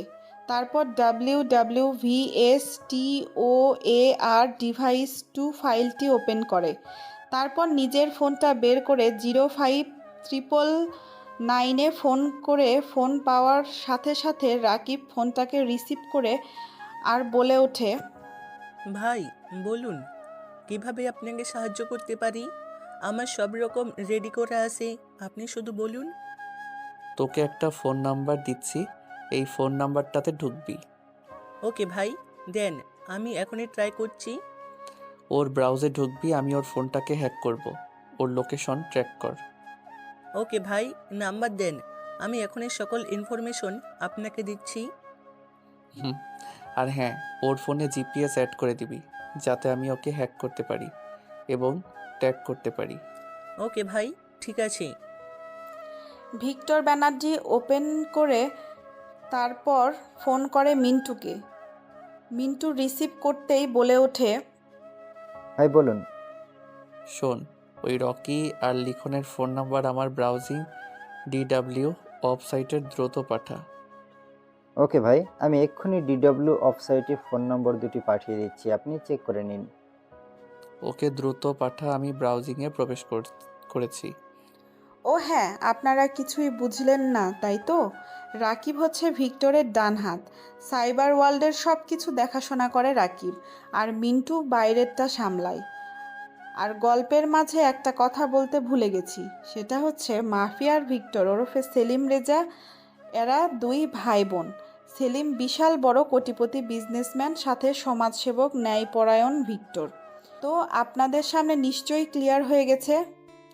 নাম্বার দুইটা আউটসাইডের DWMPSI নামক একটা ফাইল তৈরি করে পাঠিয়ে দেয় রাকিবের কাছে। রাকিব দ্রুত নাম্বার দুটো পেয়ে ট্যাগ করতে শুরু করে। বর্তমানে ফোনটা ভার্সিটির ক্যাম্পাসের উত্তর সাইডের পুকুরের পাশে লোকেশন দেখাচ্ছে। দ্রুত রাকিব ফোন করে বলে ওঠে ভিক্টরকে, ভাই, বর্তমান তাদের ফোনের লোকেশন দেখাচ্ছে ক্যাম্পাসের উপর পাশের পুকুরের সাইডে। তুই ওর ফোনটা ট্যাগ কর, যাতে সে বুঝতে না পারে আমি ওর ফোন হ্যাক করছি। ওকে ভাই। ওর ফোনটা নিজের আইডিতে নিয়ে আসার সাথে সাথে তুই সিগন্যাল পেয়ে যাবি, আমার এখানে সব কিছু রেডি করে আছে ভাই। আর ফোন থেকে সাথে সাথে বেরিয়ে যাবি। ওকে ভাই। তারপর ভিক্টর 4 ডিজিটাল একটা কোড ইউজ করে ল্যাপটপের 3 ডট মেনুতে ক্লিক করে 4 নম্বর ওয়েবসাইটের 5 নম্বর হাইওয়েল ডিশ ওয়েব নামক ফাইলটা ওপেন করে, আর সেখানে লিখন ও রকির ফোন নম্বর দুটো সেন্ড করে দেয়। সাথে সাথে তাদের ফোনের ব্রাউজিং গ্যালারিতে প্রবেশ করে ভিক্টর। ভিক্টর প্রবেশ করার সাথে সাথে পুরো মোবাইলের গ্যালারিতে বিচরণ করতে থাকে। মোবাইলে NPR ভাইরাস, ওপা ভাইরাস, আরও 4 ধরনের ভাইরাস ছড়িয়ে দেয় তার ফোনে, যাতে সে এই ফোনের মাধ্যমে আর কোনো রকম অশ্লীল ভিডিও রেকর্ড করতে না পারে। ধীরে ধীরে ফোনের গ্যালারি থেকে TTPE and WWIOU ডিভাইসের মাধ্যমে গ্যালারির মধ্যে থাকা সকল রকমের ডাটা নিজের হাতে নিয়ে আসে। সাথে সাথে ফোনটা অকেজো হয়ে যায়। সকল রকম ভিডিও এবং কন্ট্যাক্ট নম্বর এবং ফোনের সকল রকম আয়ত্ত নিজের আয়ত্তে নিয়ে আসে। সাথে সাথে ওদিকে সিগন্যাল পেয়ে যায় রাকিব। রাকিব দ্রুত ব্রাউজার থেকে বেরিয়ে যায় আর ফোন করে ভিক্টরকে বলে ওঠে, ভাই, আমি বেরিয়ে গেছি। আপনি সব রকম ডাটা সংরক্ষণ করছেন তো? আমি যে কাজে হাত দিই সেই কাজটা সম্পূর্ণ না করা অবধি ছাড়ি না। ওকে ভাই, ঠিক আছে। তারপর রাকিব ফোন কেটে দেয়। ভিক্টর ল্যাপটপ বন্ধ করে নিজের গোপন ব্যাগের ল্যাপটপটা ঢুকিয়ে নেয়। ভিক্টর আর ক্লাসে যায়নি, সেখানে ক্যাম্পাসে বসেছিল। ফোন বের করে মিন্টুকে বলে ওঠে, মিন্টু, কাজ শেষ। তুই তাদের দিকে নজর রাখবি এবং আমাকে ইনফরমেশন দিবি। ওকে ভাই, ঠিক আছে। ভিক্টর আর ক্লাস করবে না বলে আর কোনো রকম কথা না বাড়িয়ে বেরিয়ে যায় নিজের নিজ গন্তব্যের উদ্দেশ্যে। এদিকে রকি লিখনকে বলছে, জানিস আজকে রাতে আবার একজনকে ব্ল্যাকমেল করব। দেখি সে কি বলে। ভিডিও করে রেখেছি রে। দেখ, এমনি তুই অনেক বড় অপরাধ করছিস, বিভিন্ন খারাপ কাজের সাথে যুক্ত আছিস, সাথে আমিও। আবার তুই এসব করছিস, মানে তুই নিজের কবর নিজেই ঘুরেছিস। এসব বলে তারাও ভার্সিটির ক্যাম্পাস থেকে বেরিয়ে যায় ধীরে ধীরে। ক্যাম্পাস ছুটির দিকে ছাত্রছাত্রীরা যে যার মতো ক্লাস করছে, না করলে যে যার মতো বাড়ির উদ্দেশ্যে রওনা দিয়েছে। দেখতে দেখতে ভার্সিটির সময় শেষ হয়ে যায়। এদিকে তানহা, মাফি, এমনকি জান্নাত একটা রেস্টুরেন্টে গিয়েছে মাফির কাছ থেকে ট্রিট খাবে বলে। প্রায় 5 ধরনের খাবার অর্ডার করেছে। কাচ্চি বিরিয়ানি, সাদা পোলাও, জর্দা পোলাও, চিংড়ি মাছের ভুনা, ছাগলের কলিজা ভুনা, মাছের কলিজা, আরও নানান ধরনের খাবারের খানা। খাবারের এক পর্যায়ে তানহা বলে ওঠে, স্যার বলছি মাফি, আজকে ট্রিটটা অসাধারণ দুর্দান্ত। জানিস কি, আমারও ইচ্ছা আছে ওই ভিক্টরকে যেদিন আমি নিজের সামনে দেখব এবং তার সাথে কথা বলবো, সেই দিন তোদেরকে পেট পুড়ে খাওয়াবো। তুই যে আমাদের খাওয়াবি এটা আমরা দেখতে পাচ্ছি। তুই যে কত দিনে ধরিস আর কত দিনে যে খাওয়াস, ততদিনে আমরাই না হয় হাওয়া হয়ে যাই। আরে পাগলি, ওই ব্যাটাকে আমি ধরেই ছাড়বো। চারদিকে আমি আমার খোঁচর লাগিয়েছি। জানিস আমার কত দিনের ইচ্ছা, তাকে আমি দেখব কি করে, তার সাথে কথা বলবো কি করে। জানিস তার সবচেয়ে আমার কোনটা ভালো লাগে? তার কথা বলার স্টাইল, তার হাঁটা চলার স্টাইল, তার খুন করার স্টাইল। হো, আই এম ইমপ্রেসড। হয়েছে রে হয়েছে, তানহা তুই থাম। যদি জানতে পারে তুই তাকে নিয়ে সমালোচনা করছিস তাহলে তোকে আগে বিয়ে করবে, তারপরে তোর সাথে ওই ভিক্টর কি করবে তুই নিজেও ভাবতে পারবি না। পরেরটা পরে দেখা যাবে, এখন যেটা হবে শুধু সেটা নিয়ে ভাব। আর হ্যাঁ, তোদেরকে আমি বলতে ভুলে গেছি, কালকে আমি দেখা করতে যাচ্ছি ওই অফিসার নীরবের সাথে। ভার্সিটিতে যে মেয়েটা ফাঁসি লাগিয়েছিল, ওর রিপোর্টটা কি বেরিয়েছে সেটা জানার জন্য। তোরা কি যাবি? না রে, আমার যাওয়া হবে না, কারণ ভাইয়া সব জানতে পারলে ভীষণ বকা দেবে আমাকে। একদিন তোর ভাইকে আমার সাথে দেখা করাস। আর জান্নাত, তুই যাবি নাকি আমার সাথে দেখা করতে? না রে, আমিও যেতে পারবো না, কারণ তুই যাবি তোর সাংবাদিকতার রিপোর্টের জন্য। তুই যাবি তদন্ত করতে, আর আমি কি জন্য যাব? ওকে, ঠিক আছে, এখন তাহলে চল, কারণ কালকে আমায় আবার দেখা করতে হবে পুলিশ অফিসার নীরবের সাথে। ওই কেসটার ব্যাপারে কেন সে ফাঁসি লাগিয়েছে এটা নিয়ে অনেক তদন্ত করতে হবে এবং মানুষকে জানাতে হবে এর আসল সত্যি কাহিনীটা কি। ওকে, ঠিক আছে, চল। রেস্টুরেন্ট থেকে বেরিয়ে যে যার মতো বাড়ির উদ্দেশ্যে রওনা দেয়। তারপর তারা তাদের নিজেদের নিজ বাড়িতে পৌঁছে যায়। এদিকে ভিক্টর তার বাংলোতে এসে তার সাইবার ওয়ার্ল্ডের সিক্রেট রুমে প্রবেশ করে। সেখানে রাকিব বসে আছে আগে থেকেই। রাকিব ভিক্টরকে দেখে বলে ওঠে, ভাই, আপনার কথা মতো ভিডিওগুলো আমি আলাদা আলাদা করে রাখিছি। ওকে দাও, আমি ভিডিওগুলো দেখে একবার চেক করি। তারপর ভিক্টর ওরফে সেলিম রকির ফোন থেকে নিয়ে আসা হ্যাকিং করার সব ভিডিও একের পর এক দেখতে থাকে। এক পর্যায়ে সেলিমের একটি ভিডিওতে তার চোখ আটকে যায়। এক দৃষ্টিতে ভিডিওটার দিকে তাকিয়ে আছে। তার সামনে একদম পরিষ্কার হয়ে যায় মেয়েটি আত্মহত্যা কেন করেছিল। ভার্সিটির সে 5তলা ভবনের রশি দিয়ে। ভিডিওটাতে স্পষ্ট দেখাচ্ছে সেদিনের সেই মেয়েটি রকি অশ্লীল কিছু ভিডিও আর এই ভিডিওগুলোর মাধ্যমেই ব্ল্যাকমেল করছিল রকি মেয়েটিকে। মেয়েটি কোনো কিছু উপায় না পেয়ে আত্মহত্যাটাই বেছে নেয়। পৃথিবীর এই মায়াটাকে ছেড়ে চলে যায় দূর আকাশের সেই তলদেশ পাতালে। ভিক্টরের এসব দেখে মাথায় আগুন চড়ে যায়। চোখগুলো লাল রক্তবর্ণ ধারণ করেছে। তবুও নিজের রাগটাকে কন্ট্রোল করে একের পর এক ভিডিও দেখতে থাকে। প্রায় 10 থেকে 15টা মেয়ের ভিডিও তার সাথে করে রাখা হয়েছে, যেগুলো দিয়ে ব্ল্যাকমেল করে খুব সহজে মেয়েগুলোকে আজকেও সে একই কাজ করতে যাচ্ছে। এসব দেখে মাথা তার ছিঁড়ে যায়। এটা দেখে ভিক্টর বলে ওঠে, শালা কুত্তার বাচ্চা, জানোয়ারের বাচ্চাটাকে পাতাল থেকে হলেও বের করেন। ভিক্টরের এরকম ভয়াবহ রূপ দেখে উপস্থিত থাকা রাকিব সহ সবাই ভয়ে থরথর করে কাঁপতে শুরু করেছে। রাকিব কি বলবে কি করবে ভেবে পায় না, তাই দ্রুত মেসেজ পাঠিয়ে দেয় জিমেইলের মাধ্যমে একটা আউট ব্রাউজ ইউজ করে মিন্টুর কাছে। মিন্টু SMS পাওয়ার সাথে সাথে রওনা দেয় তাদের গোপন আস্তানার উদ্দেশ্যে। রাকিব বলে ওঠে, ভাই, আপনি শান্ত হন, আপনি রেগে যাবেন না। ভাই, আপনার ব্যাপারটা দেখেছি, ও আপনার হাত থেকে বেঁচে ফিরতে পারবে না। ওকে পাতাল থেকে হলেও আমরা বের করে আপনার সামনে না হাজির করব। যত দ্রুত সম্ভব হয় তাকে নিয়ে আয়। ওকে ভাই, ঠিক আছে। দেখতে দেখতে সন্ধ্যা হয়ে যায়। এদিকে রাকিবের ফোনটা অকেজো হয়ে গেছে, সকল ভিডিও রিমুভ হয়ে গেছে। এটা নিয়ে রকি বেশ টেনশনে আছে। রকি লিখনকে জানালে লিখন বলে এটা একমাত্র ভিক্টরের কাজ। ভিক্টরের নামটা শুনে এবার রকি যেন বেশ ঘাবড়ে যায়। তবুও সে তার অনুসন্ধানের উদ্দেশ্যে বেরিয়ে পড়ে। অন্যদিকে ভিক্টরের লোকেরা বেরিয়ে গেছে যাতে রকিকে ধরতে পারে। এদিকে রকির ফোনে ভিডিওগুলো নেই বলে সে কি করবে কোনো কিছু বুঝে উঠতে পারে না। আবার অন্যদিকে তানহা কালকে পুলিশ অফিসার নীরবকে কি প্রশ্ন করবে সে নিয়ে স্ক্রিপ্টে বারবার কাগজ কলমে লিখতে শুরু করেছে। ওইদিকে আবার অফিসের সাইবার অর্থাৎ অফিসের সিকিউরিটি সাইবার ঘুরে ঘুরে চেক করছিল এতক্ষণ ভিক্টর।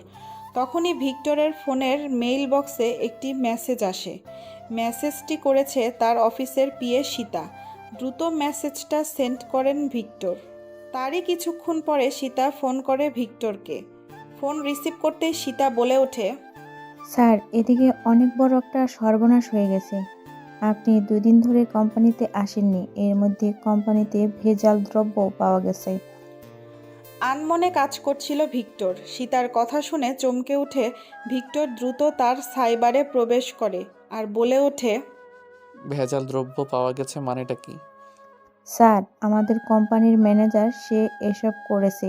উনি কোম্পানির টাকা এবং সাইবার এবং খারাপ পণ্য দ্রব্য কোম্পানিতে ইউজ করেছে, যেটা আজকে আমি খবর পেয়েছি, এবং কোটি কোটি টাকা আত্মসাৎ করে তিনি বিদেশে তার ছেলেকে পাঠাচ্ছে এই কোম্পানিটা দখল করার জন্য। তুমি এখন আমাকে খবর দিচ্ছ? তোমাকে আমি আমার পিএ হিসেবে কি জন্য রেখেছি? সরি স্যার, আমি মনে করেছিলাম যে আপনি সাইবারের সব কিছু চেক করেছেন, এবং আমি পরে দেখলাম যে আপনি এ বিষয়ে কোনো কিছুই জানেন না। তাই এখন আপনাকে দ্রুত খবরটা জানালাম। আমার মনে হয় কোম্পানিটা তার ছেলের দখল নিতে আসবে, কারণ কোম্পানির কাগজে উনি গন্ডগোল করেছেন। আমি খবর পেয়েছি এবং 2 দিন ধরে তিনি অফিসে আসছেন না। সীতার কথা শুনে পুরো রাগে কটমট করতে থাকে সেলিম ওরফে ভিক্টর। সে ভাবতে থাকে তার বাবা কোম্পানিতে থাকা সত্ত্বেও কি করে এসব সে করতে পারলো বেইমানি তাদের সাথে। ভিক্টর কি করবে তার মাথায় আসতেছে না। ভিক্টর পরিশেষে বলে ওঠে ভিক্টর সীতার উদ্দেশ্যে, তুমি খবর নাও শালা কুত্তার বাচ্চা কোথায় আছে, আর আমি এদিকে সামলাচ্ছি। ওকে স্যার, ঠিক আছে।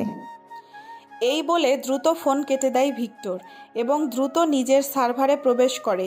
VJK TWO 1.5 নিজের অফিসের ব্যাকগ্রাউন্ড ফাইলটা ওপেন করে, যেখানে অফিসের সকল রকম ডকুমেন্ট ছিল।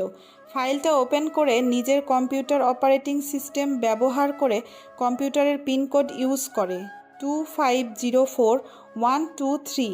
পিনকোডটি অফিসে ব্যবহার করে দেখা ডকুমেন্টস এবং তাদের অফিস কোম্পানির মেডিসিন, অন্য দ্রব্য এবং মালপত্র যত সব আছে সবগুলোতে গন্ডগোল। এটা দেখে দ্রুত ফোন করে মিন্টু আর রাকিবকে। তারপর গ্রুপ কলে অ্যাড হওয়ার সাথে সাথে ভিক্টর বলে ওঠে, রাকিব, আমার কোম্পানির সাইবারের সকল রকম ডকুমেন্ট ফিরিয়ে আনতে হবে তোকে। জি ভাই, আমি সকল রকম তথ্য পেয়েছি যে আপনার কোম্পানির সকল রকম ডকুমেন্টস এবং ইনফরমেশন ওই শালা নেমুক হারামের বাচ্চাটা নিজের নামে নিজের আয়ত্ত করে নেওয়ার চেষ্টা করেছি। আমি সকল রকম ঢুকে ফিরিয়ে আনার চেষ্টা করেছি। সাইবার ওয়ার্ল্ডে 3 নম্বর ফাইনাল 4 কোড ডিজিট ইউজ করে আমাদের ব্যাংকে যত কোটি টাকা আছে তার 16 কোটি টাকা 4 নম্বর কোডের পিন কোডটা আপনি আমাকে মেসেজ করে পাঠান। তোমার যা যা করার তাই করো, আর মিন্টু তুমি ওকে খুঁজে বের করো। জি ভাই, আমি সর্বদা প্রস্তুত। আমাদের কাছে প্রায় 1,500 ছেলে আছে এই শহরে। আমি সবাইকে লাগিয়ে দিয়েছি। আমাদের বিদেশে 18,000 সাইবার ওয়ার্ল্ডের সিকিউরিটি সিস্টেম আছে, যেখানে খুব সহজে আমরা আমাদের ম্যানেজারের সকল তথ্য পেতে পারি। যা যা করা লাগে তাই করো, যাতে আমি আমার সব কিছু ফিরে পাই। এই বিষয়ে বাবা যাতে কিছু না জানে। ওকে ভাই, ঠিক আছে। এই বলে তারা ফোন কেটে দেয়। ভিক্টর একের পর এক সিকিউরিটি সিস্টেম ব্রাউজার ইউজ করে তার হারিয়ে যাওয়া সকল তথ্য ফিরিয়ে আনার চেষ্টা করছে। 3 নম্বর কোর্টের 4 নম্বর DWX ব্রাউজারটি ইউজ করে বিদেশের সাইবার অফিসে কিছু ইনফরমেশন লিখে পাঠায়, যেগুলোতে লেখা ছিল আমার কোম্পানির সকল ডকুমেন্টস আমার অফিসের ম্যানেজার হ্যাক করে নিয়েছে। দ্রুত এগুলো ফিরিয়ে আনার চেষ্টা করো এবং লোকেশন ট্র্যাক করো। সে কথায় আছে। এগুলো দিয়ে সে দেশে এবং দেশের বাইরে রাজত্ব করতে চায়। এই সম্পদগুলো আমার অফিসের প্রত্যেকটির সম্পদ। আমি আমার দেশবাসীর জন্য উৎসর্গ করেছিলাম এবং আমি আমার দেশের উন্নয়নের কাজ করেছিলাম।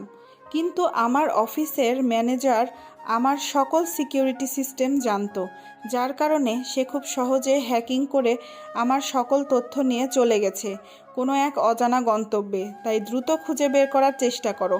ভিক্টরের মেসেজটা পাওয়ার সাথে সাথে বিদেশে থাকা তার সাইবার ওয়ার্ল্ডের অফিসটা কাজ করা শুরু করে দিয়েছে, কিন্তু কোনো কিছু খুঁজে পাচ্ছে না। ভিক্টর একের পর এক ব্রাউজ ইউজ করে চলেছে।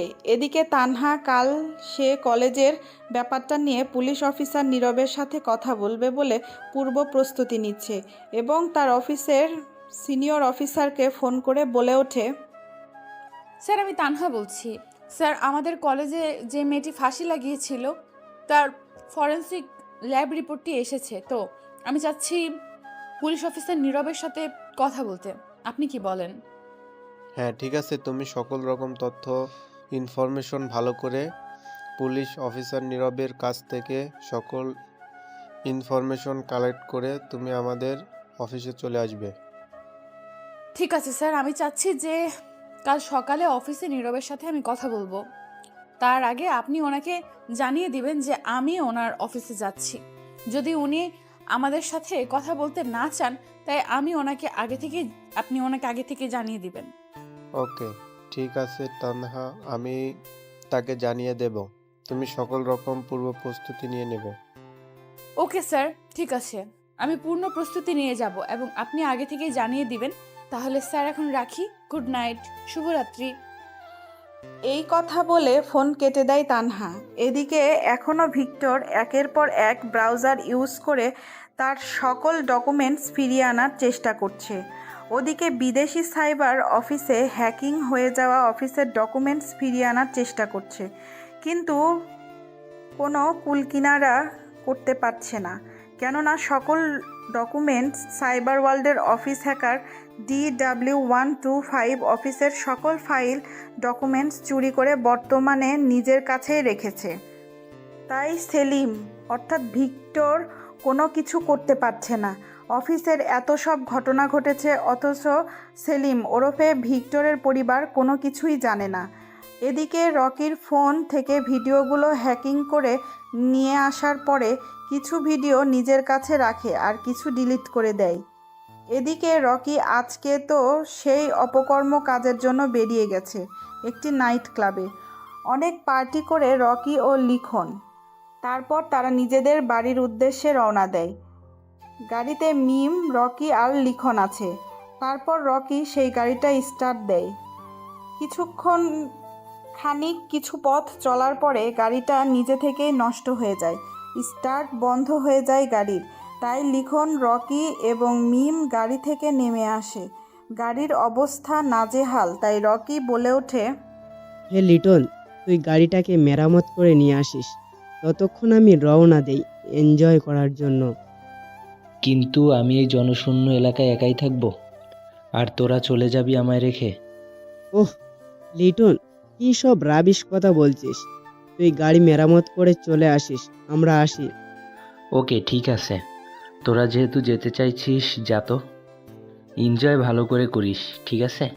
আর একটু সাবধানে থাকবি, কারণ ভিক্টর পুরো এলাকাতে তোদের খুঁজে বেড়াচ্ছে, আমি খবর পেয়েছিলাম। তাই এনজয় ইজ লাইফ। ওকে ভাই, ঠিক আছে।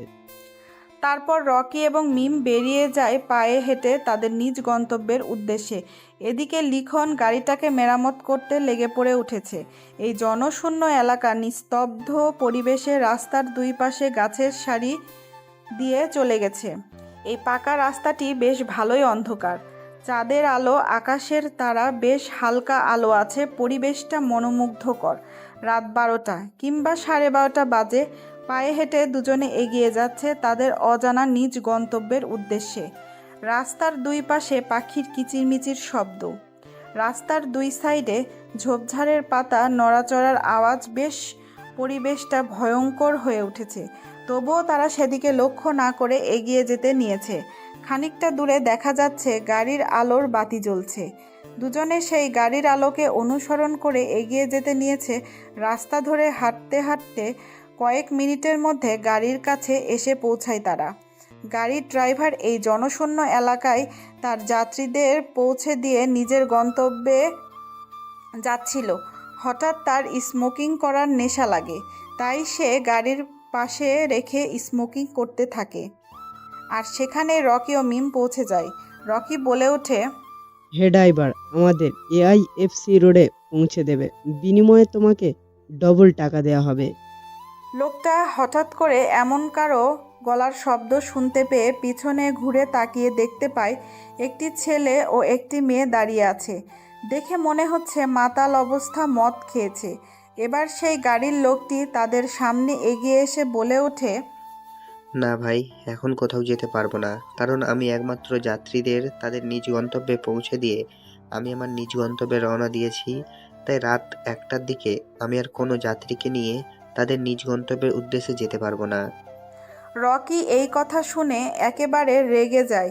মনে হয় এখনই লোকটাকে জীবিত মেরে ফেলবে, এমন তার অবস্থা। তবুও নিজেকে একটু কন্ট্রোল করে রকি বলে ওঠে, দেখুন ভাই, আপনি এখান থেকে যেতে মিনিমাম 500 টাকা ভাড়া নেবেন দুজনের, ঠিক আছে? যেহেতু এই রাতে আপনি আর ভাড়া মারবেন না, কিন্তু সেক্ষেত্রে আমি আপনাকে 5,000 টাকা দেব। তবুও কি আপনি আমাদের পৌঁছে দেবেন না আমাদের নিজের গন্তব্যের উদ্দেশ্যে? 5,000 টাকা দেবেন? তাহলে তো যাওয়া যায়, তবে টাকাটা আমাকে অগ্রিম দিতে হবে এবং আমি আপনাদের নিজ গন্তব্যে পৌঁছে দেওয়ার সাথে সাথে আপনারা গাড়ি থেকে নেমে যাবেন, কারণ অনেক সময় তাদের বাড়িতে পৌঁছে দাও মালপত্র এসব আমার ভালো লাগে না। আপনারা নিজেদের মালপত্র নিজেরাই বাড়িতে ভেতরে নিয়ে যাবেন। ভাই, তোর গাড়িতে কোনো কিছুই নিয়ে যেতে হবে না, তুই শুধু আমাদের দুইজনকেই নিয়ে যাবি, আর তোকে কিছু করতেই হবে না। এই নে তোর 5,000 টাকা। ওকে চলেন। যেতে 5,000 টাকা দিচ্ছেন আর আপনারা দুজন মাত্র, তাই পৌঁছে দিচ্ছি। আর এই রাতেই পাবনার কোথাও যাবেন? আসুন, গাড়ির ভিতরে বসুন আর আপনাদের ঠিকানাটা বলুন। আমি আপনাদের নিজ গন্তব্যের উদ্দেশ্যে পৌঁছে দিয়ে আমিও আমার নিজ গন্তব্যের উদ্দেশ্যে বেরিয়ে যাব। তারপর লোকটি রকি আর মিমকে নিয়ে তাদের নিজ গন্তব্যের উদ্দেশ্যে বেরিয়ে পড়ে। এদিকে লিখন একাই গাড়ি ঠিক করতে লেগে পড়েছে। খানিকটা কিছু পথ যেতে না যেতেই মিম নামের সেই মেয়েটিকে রকি তার নিজের কোলে এনে বসায়। ড্রাইভার সব তার সামনে থাকা গাড়ির গ্লাসে দেখতে পাচ্ছে। এবার রকি মেয়েটির সাথে অশ্লীল কাজে মেতে ওঠে। রকি এরপর সারা শরীরে হাত দিতে থাকে। ড্রাইভার এসব দেখছে। তারা অশ্লীল কাজে লিপ্ত হয়ে যায় দুজনে গাড়ির ভেতরে।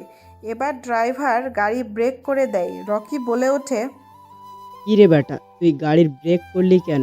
গাড়িটাকে চালিয়ে যা। রকির এই কথা শুনে এবার গাড়ির ড্রাইভার বেশ রেগে যায়। বেশ জোরে চিৎকার দিয়ে গাড়ির ড্রাইভার এইবার রকির উদ্দেশ্যে বলে ওঠে, দেখ ভাই, তুই আমারে 5,000 টাকা দিতে চেয়েছিস, আমি রাজি হয়েছি, তাই তোদের গাড়িতে নিয়ে তোদের নিজ গন্তব্যের দেশে পৌঁছে দিছি। কিন্তু আমার গাড়িতে এসব চলবে না, যেটা তোরা করছিস। আমি থাকতে আমার গাড়িতে কোনো রকম নোংরামো কাজ চলবে না। তোরা গাড়ি থেকে নেমে যা, কিভাবে যাবি সেটা তোদের ব্যাপার।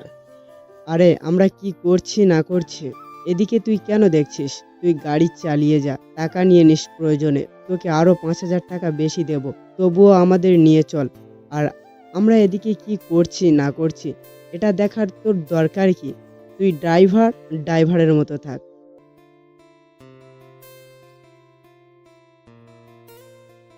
তুই যদি আর একটাও কথা বলিস, তোকে এখানে জীবিত মেরে ফেলবো। রকির এরকম কথা শুনে গাড়ির ড্রাইভার বেশ রেগে যায়। তাই গাড়ি থেকে নেমে এসে গাড়ির জানালা খুলে রকিকে গাড়ি থেকে বের করে নিয়ে আসে আর বলে ওঠে, কি বললি? তুই আমাকে মেরে ফেলবি? তোর কলিজাটা বের করে রাস্তার কুকুরদের খাওয়াবো। তুই জানিস আমি কে? আর আমি ড্রাইভার হতে পারি, কিন্তু তোদের মতো জানারদের শিক্ষা দেওয়ার জন্য আমি একাই 100। কোনো কথা না বলে এখান থেকে চুপচাপ কেটে পড়। ড্রাইভারটা যখনই চলে যেতে নিবে তখনই রকি তার পায়ের কাছে গাছে শুকনো ডাল পড়ে থাকতে দেখে সেটা তুলে নিয়ে পিঠের মধ্যে ঢুকিয়ে দেয় সেই গাড়ি চালকটির। আসলে তাকে জানোয়ার বলাতে রকি রেগে যায়, তাই সে গাড়ির ড্রাইভারকে গাছের ডাল দিয়ে পেটের মধ্যে ঢুকিয়ে দিয়ে এফোর ওফোর করে দেয়। তারপর রাগের মাথায় ড্রাইভারকে আর কোনো কিছু বলার সুযোগ না দিয়ে রকি একের পর সেই গাছের শুকনো ডাল দিয়ে আঘাত করতে থাকে, নৃশংসভাবে হত্যা করে সেই গাড়ির ড্রাইভারটিকে। তারপর আবার মিমকে নিয়ে গাড়ির ভেতরে যায়। তারপর জোর করে মেয়েটির সাথে অশ্লীল কাজে লিপ্ত হয়। তারপর সেখান থেকে গাড়ি নিয়ে তারা বেরিয়ে পড়ে। এদিকে লিখনও গাড়ি ঠিক করে তার নিজ বাড়ির উদ্দেশ্যে পৌঁছে যায়। দেখতে দেখতে সকাল হয়ে গেছে। পরের দিন সকালে তানহা রেডি হয়ে খাওয়া দাওয়া করে বেরিয়ে যায় পুলিশ স্টেশনের উদ্দেশ্যে। সেখানে পৌঁছে গিয়ে তানহা বলে ওঠে, হ্যালো স্যার, আমি রিপোর্টার তানহা। আমি সেই দিন কলেজে ঘটে যাওয়া মেয়েটির মার্ডার কেসের তদন্তের পরে মেয়েটির ফরেন্সিক ল্যাবরেটরি থেকে যে রিপোর্টটা এসেছে সেই বিষয়ে আপনার সাথে কিছু কথা বলতে চাই। রিপোর্টার তানহার মুখের কথা শুনে এবার এসআই নীরব বলে ওঠে, জি মিস্টার তানা, আমাকে আগে থেকে রমজান সাহেব জানিয়ে রেখেছিল। আমি সকল রকম ফাইল এবং এভিডেন্স রেখেছি আপনার জন্য। আপনার কি কি প্রশ্ন করার আছে আমাকে করতে পারেন, আমি তাই আপনার প্রশ্নের উত্তর দিতে সক্ষম। জি, আপনারা সেদিন ভার্সিটি থেকে মেয়েটির লাশটা উদ্ধার করার পর তার রিপোর্ট কি বেরিয়েছে আমি সেই সম্বন্ধে আপনার কাছে বিস্তারিত জানতে চাচ্ছি এবং আমাদের শ্রোতাবিন্দুদের জানাতে চাচ্ছি। হ্যাঁ, আমরা ফরেনসিক ল্যাবরেটরি থেকে লাশটার সকল তথ্য পেয়েছি। মেয়েটিকে অনেকবার খারাপ কাজের জন্য ইউজ করা হয়েছে এবং মেয়েটি নিজে থেকে ফাঁসি লাগিয়েছে। তবে আমরা এটা এখনও খুঁজে বের করতে পারিনি যে কী কারণে বিডি নিজেই গলায় ফাঁসি দিয়ে আত্মহত্যা করেছে। এটা আমরা খুঁজে বের করার চেষ্টা করছি। এই কি ছিল আপনাদের কাছ থেকে সর্বশেষ পাওয়া ভার্সিটির খবর? আপনারা দ্রুত খুঁজে বের করার চেষ্টা করুন এর কারণটা কি, কারণ আইনের আয়তনে শাস্তি দিতে হবে অপরাধীকে। তাহলে আজকে আমরা চলি। আমাদের সময় দিয়েছেন এর জন্য আপনাকে অসংখ্য ধন্যবাদ। ইউ আর মোস্ট ওয়েলকাম, এটা আমাদের দায়িত্ব। তারপর তানহা থানা থেকে বেরিয়ে গেটের বাইরে আসতে না আসতে রমজান সাহেব ফোন করে বলে ওঠে, হ্যালো তানহা, তোমার যদি থানায় রিপোর্ট করা শেষ হয়ে থাকে তাহলে দ্রুত তুমি মৌলভীবাজারের কাছে যাও, কারণ ওখানে একটা মার্ডার হয়েছে। কেউ একজন ট্যাক্সি চালক ড্রাইভারকে কুপিয়ে হত্যা করেছে নৃশংসভাবে। কি বলছেন স্যার? আমি এখনই বের হচ্ছি মৌলভীবাজারের কাজের উদ্দেশ্যে। আপনি আমাদের কয়েকজন রিপোর্টার সাহেবকে পাঠিয়ে দিন যাতে তদন্ত করতে অসুবিধা না হয়। আমি কিছু অফিসার পাঠিয়ে দিচ্ছি, দ্রুত তুমি সব কিছুর ব্যবস্থা করো। Okay sir. তানহা এই বলে ফোন কেটে দেয় মৌলভীবাজারে যাওয়ার উদ্দেশ্যে। এদিকে ভিক্টর দিনরাত জেগে তার অফিসের সকল রকম ডকুমেন্টস ফিরিয়ে আনার চেষ্টা করছে। তার অফিস থেকে ফোন করেছে রাকিব, পেয়েছে মেইল আইডিতে লিংক জিপিএস লেখা আছে GHOP হাউসওয়াইফ ফাইল নামে। এটি একটি অফিসের সিকিউরিটি সিস্টেমে লক করে রাখা হয়েছে। সকল ডকুমেন্টস থেকে জানা গেছে তারা দেশে আছে, কিন্তু তাদের সকল সম্পদ দেশের বাইরে রাখা হয়েছে। এই খবরটা পেয়ে রাকিব দ্রুত ফোন করে ভিক্টরকে ফোন রিসিভ করতেই রাকিব বলে ওঠে, হ্যালো ভাই, খবর পেয়েছি বর্তমানে রাখা হয়েছে এবং তারা এখনও দেশের ভেতরে আছে, দেশের বাইরে যায়নি। আমরা খুব সহজেই তাদেরকে ধরতে পারবো। এই কথা শুনে যেন রাগে ফেটে যাচ্ছে ভিক্টর। গোপন সূত্রে বলে ওঠে, যত দ্রুত সম্ভব সে কোথায় আছে খোঁজ নেই। ওকে ভাই, দেখছি। ঠিক আছে। তারপর এদিকে তানহা বেরিয়ে যায় ঘটনাস্থলে। যাওয়ার জন্য কিছুক্ষণের মধ্যে ঘটনাস্থলে পৌঁছে যায় তানহা। সেখানে গিয়ে দেখতে পায় মানুষের বিশাল এক সমাবেশ লেগে গেছে। এত মানুষের ভিড় ঠেলে তানহা সামনে এগিয়ে যায়। সামনের মানুষগুলোকে হটিয়ে সামনের দিকে এগিয়ে ক্যামেরা ওপেন করে লাইভ অন টিভি চ্যানেল চালু করে বলে ওঠে, আমি আছি আপনাদের সাথে তানহা লাইভ টিভি চ্যানেলের পক্ষ থেকে। আপনারা দেখতে পাচ্ছেন ইতিমধ্যে মৌলভীবাজারের কাছে বিরাট মানুষের সমাগম লেগে গেছে, কারণ এখানে একটা ট্যাক্সি ড্রাইভারকে হত্যা করা হয়েছে, তো আবার গাছের শুকনো ডাল দিয়ে। তাই মানুষ দলে দলে এসে যোগদান করছে এই সমাবেশে। পুলিশ এসেছে তদন্ত করতে। লাশকে পাঠিয়ে দেওয়া হয়েছে ফরেন ল্যাবরেটরিতে। মানুষের সমাগম এবং ধীরে ধীরে মানুষ কমতে শুরু করেছে। চলুন আমরা তাহলে ঘুরে আসি ইন্সপেক্টর নীরবের কাছ থেকে। হ্যালো স্যার, আপনাদের কি মনে হয় এই খুনটা কে করতে পারে? রিপোর্টার তানহার কথা শুনে পুলিশ ইন্সপেক্টর SI নীরব পেছন ঘুরে তাকায় এবং তানহার বলা কথার প্রতি উত্তর দিয়ে বলে ওঠে, দেখুন, আমরা এই মুহূর্তে কোনো কিছু বলতে পারছি না, তবে লাস্ট আর পরীক্ষা নিরীক্ষা করার পরে আমরা জানতে পারবো, তখন আপনাদের আমরা ডেকে সবটা জানানোর চেষ্টা করব। আপনারা এতক্ষণ শুনছিলেন লাইভ টিভি টেলিকাস্ট, আর আমি আপনাদের সাথে ছিলাম তানহা। তো সর্বশেষ খবর পাওয়া এখান থেকেই শেষ। তো পরবর্তী খবর পেতে আমাদের পেজটি এবং ইউটিউব চ্যানেলটি ফলো করে রাখবেন। ধন্যবাদ। তানহা সেখান থেকে চলে যায়। দেখতে দেখতে বিকেল হয়ে যায়। বিকেলে ঘরের মধ্যে বসে তানহা কাজ করছে। তখনই ফোন আসে মাফির। তানহা রিসিভ করতেই বলে ওঠে, কিরে, তোর কি এখন আমার কথা মনে পড়লো যে তুই এখন আমাকে ফোন দিলি? শোন, আমি তোদেরকে কালকে আমার বাসায় আসার জন্য নেমন্তন্ন করলাম। আমি জান্নাতকে ফোন করে বলে দিয়েছি তুই চলে আসবি কালকে। কি ব্যাপার বলতো? এতদিন আমরা নিজ থেকে যেতে চেয়েছি তোর বাসায়, কিন্তু তুই নিয়ে যাসনি, আর আজকে নিজে থেকে আমাদের নেমন্তন্ন করছিস, তাও আবার আমাদের দুজনকে। আর বলিস না, আজকে বাবা আর ভাইয়া আমার বাসায় নেই, তো তাই তোদের নিয়ে আসছি। আমার মা দেখতে চেয়েছে তোকে, আর এতদিন ভাইয়ার বারণ ছিল, তাই তোদেরকে নিয়ে আসিনি। ভাইয়া আর আব্বু আমাদের কোম্পানির কাজে গেছে, আমাদের ম্যানেজারকে কোম্পানিটা নিজের নামে লিখে নিয়েছে, এই জন্যই সে কাজে গিয়েছে। ওকে, ঠিক আছে, আমরা আজকে যাব, তুই আমাদের নিতে আসবি। ওকে। তারপর মাফি জান্নাতকে ফোন করে। জান্নাত রিসিভ করতেই মাফি বলে ওঠে, হ্যালো জান্নাত, তোরা তানহার আজকে আমার বাসা নেমন্তন্ন, সময় মতো চলে আসিস। ওকে, ঠিক আছে রে। তুই যদি এতদিন পর দাওয়াত দিয়েছিস, অবশ্যই আমি যাব। তবে আমাদের তোকে নিয়ে আসতে হবে, না হলে কিন্তু আমি যাব না। ওকে। তারপর মাফি ফোন কেটে দেয়। এদিকে ভিক্টর ও তার বাবা কোম্পানির অন্য ম্যানেজারদের সাথে এবং আরও অন্যান্য কোম্পানিদের সাথে মিটিং করছে, কিভাবে তাদের কোম্পানিটাকে ফিরিয়ে আনা যায়। একের পর এক কোম্পানির সাথে মিটিং করতেছে, ডকুমেন্ট ফাইল দেখাচ্ছে, সাইবার হ্যাক করে সব কিছু সেভার তদন্ত করে এনেছে। ভিক্টরের লোকেরা চারদিক দিয়ে খোঁজখবর নেওয়া শুরু করেছে। এদিকে পুলিশ বাহিনী ও খোঁজ খবর লাগিয়ে দিয়েছে। অন্যদিকে দেখতে দেখতে সকাল হয়ে যায়। এদিকে রনি ও লিখন অবৈধ কিছু খাবার দেশের ভেতরে নিয়ে আসে।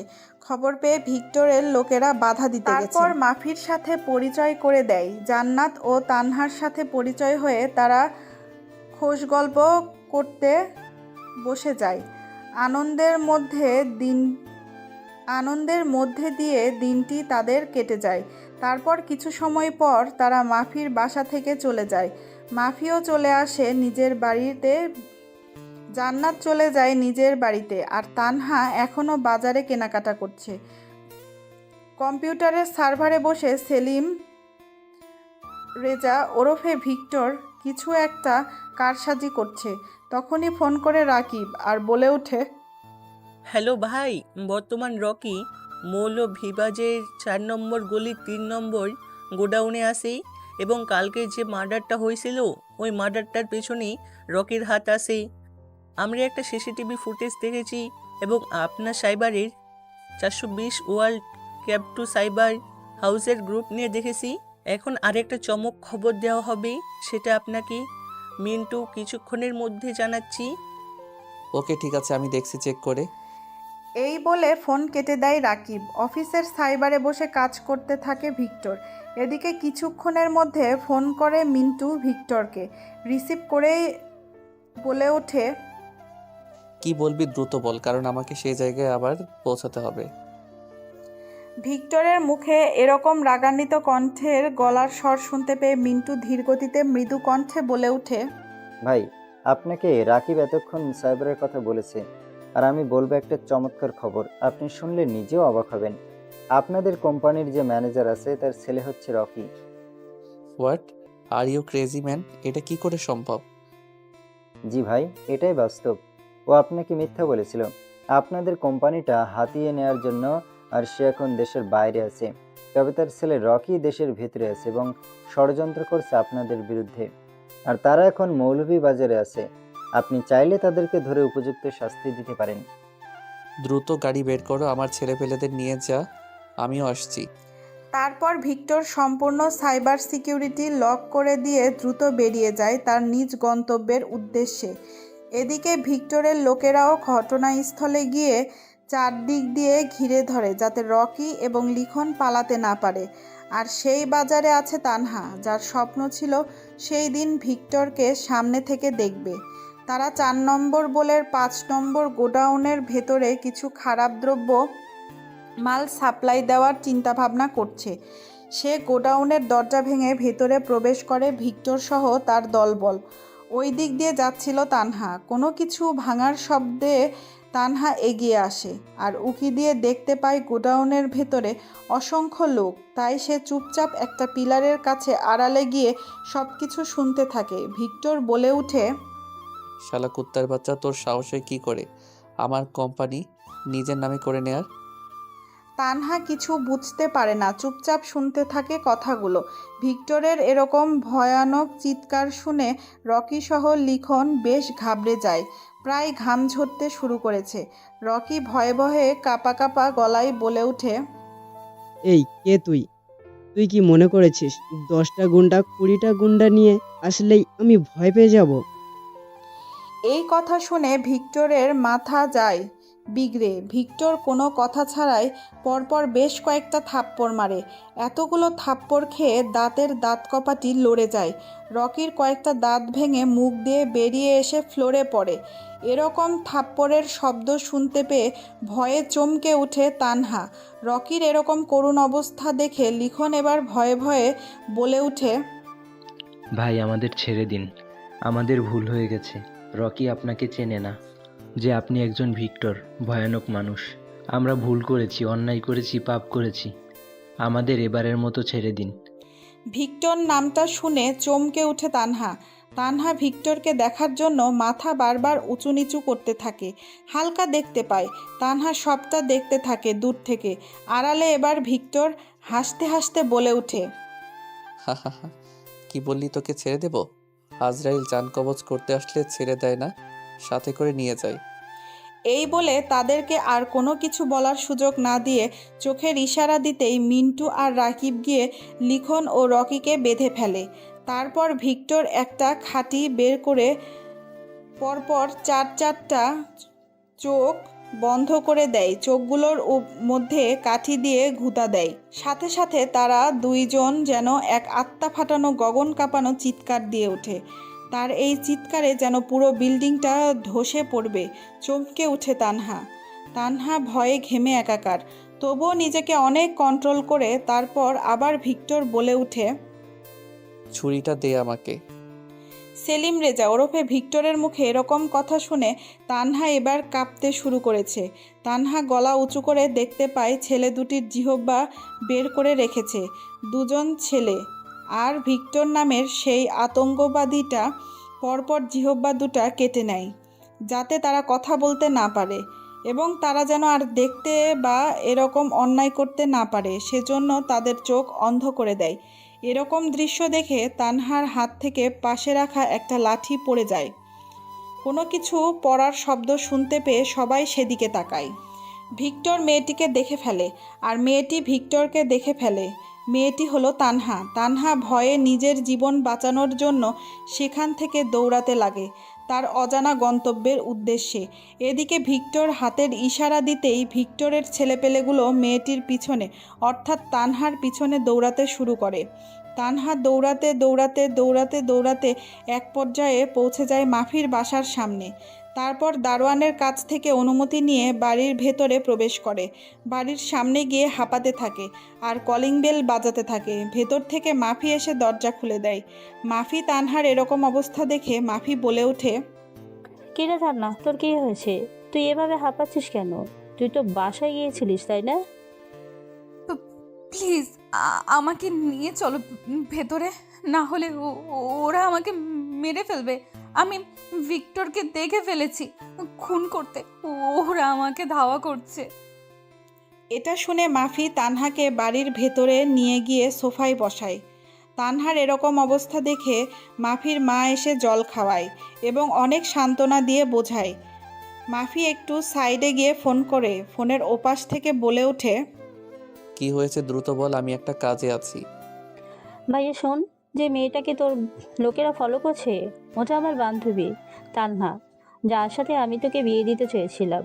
তুই তোর লোকদের মানা করে দে যেন আর এদিকে না আসে। তানহা খুব ভয় পেয়েছে। ওকে ঠিক আছে, ওকে আমার লোকেরা ফলো করবে না। আর তোর বাড়ি আসার দরকার নেই আপাতত।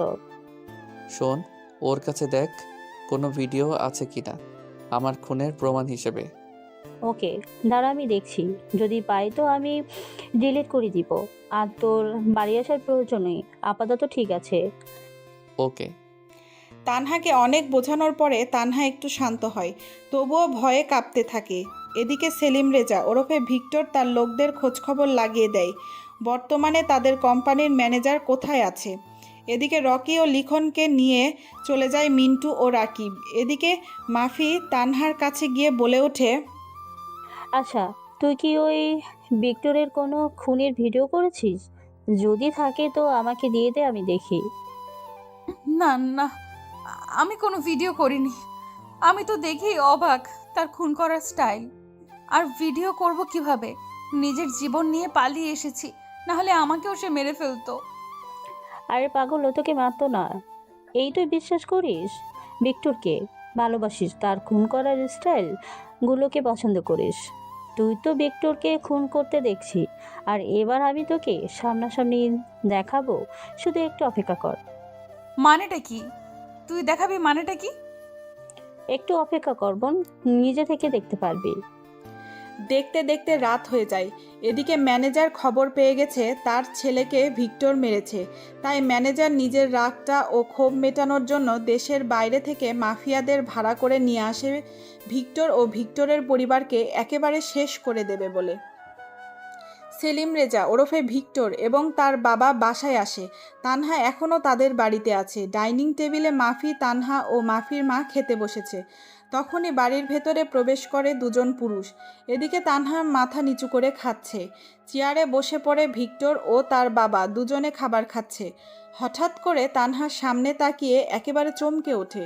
দ্রুত চেয়ার থেকে উঠে মাফির পিছনে গিয়ে বলে ওঠে ভয়ে ভয়ে, এই তো, এই ভিক্টর, এই হচ্ছে ভিক্টর, এই খুন করেছে ওখানে। আমাকে মেরে ফেলবে, আমাকে বাঁচা তোরা। হঠাৎ তানহার এরকম অবস্থায় চমকে উঠে সবাই। মাফি তানহাকে জড়িয়ে ধরে আর বলে ওঠে, আরে পাগল, ও হচ্ছে আমার ভাই, তোকে কিছুই করবে না। আর তুই যে ভিক্টরকে দেখতে চেয়েছিলি, এই হচ্ছে আমার ভাই ভিক্টর। আমি এর সাথে তোর বিয়ে দিতে চেয়েছিলাম, তোর কিছুই হবে না। তুই চুপচাপ এখানে বসে খেয়ে নে। তুই তো ওকে দেখতে চেয়েছিলিস, তো তোকে সামনে থেকেই দেখালাম। এখন ভয় পাচ্ছিস? মানে কি? মানে পরে, আগে খা। তারপর তানহা ভয়ে লক্ষ্মী মেয়ের মতো খেয়ে নেয়। খাওয়া দাওয়া শেষ হয়ে গেলে মাফি আবার বলে ওঠে, ভাইয়া, এই হচ্ছে তান্না, তোকে প্রতি সময় দেখতে চেয়েছিল। তোর খুন করার স্টাইল, তোর হাঁটা চলার স্টাইল, তোর কথা বলার স্টাইল, সব কিছুই নাকি তার ভালো লাগে। সেই তোকে ভালোবেসে ফেলেছে। তাই আমি চেয়েছি তান্নাকে আমি আমার ভাবি বানাবো।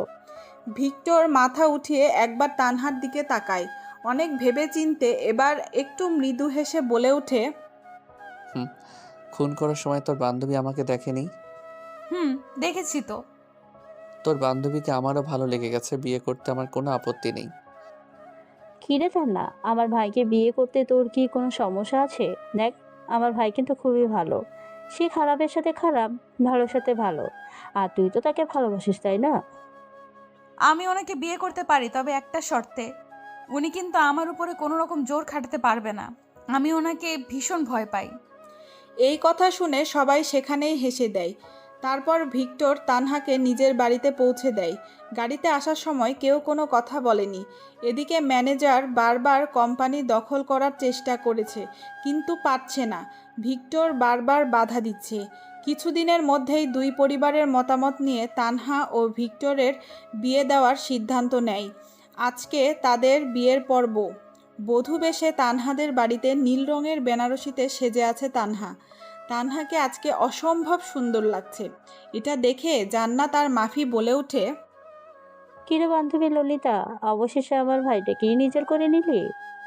জি নন্দিনী, ভালোবাসি বলে তো আপন করে নিচ্ছি। ওরে বাবা রে, তাহলে আমাদের হবুতোলা ভাইকে আজকে আদর করতে ভুলিস না আবার ভয়। তোরা চুপ করবে এবার একটু। আমার ভাইকে দেখে আবার বাসরাতে আদর খাওয়া ছেড়ে খাটের নিচে আবার লুকিয়ে পড়িস না। শাকচুন্নির দল, তোদেরকে তো দাঁড়া, আজ বলছি, তোদের একদিন কি আমার একদিন, দেখাচ্ছি তোদের মজা।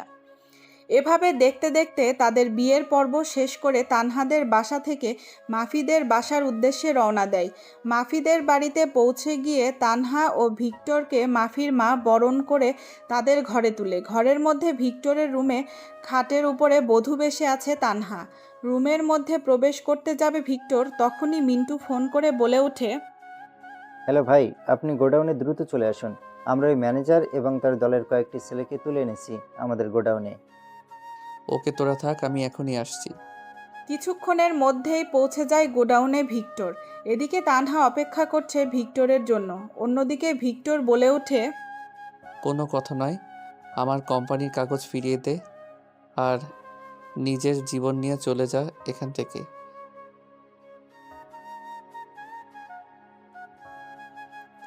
এটা শুনে ভিক্টরের মাথা গরম হয়ে যায়। কোনো কথা ছাড়াই একটা ধারালো ছুরি নিয়ে 2 হাত কেটে ফেলে মুহূর্তের মধ্যে। কারণ ম্যানেজার নাঙল ঝাঁকিয়ে ঝাঁকিয়ে ভিক্টরকে কথাগুলো বলছিল। ম্যানেজার ছটফট করতে থাকে। তারপর ভিক্টর সে কাটা হাতের আঙুলের ছাপ এবং সই নেয় কাগজে।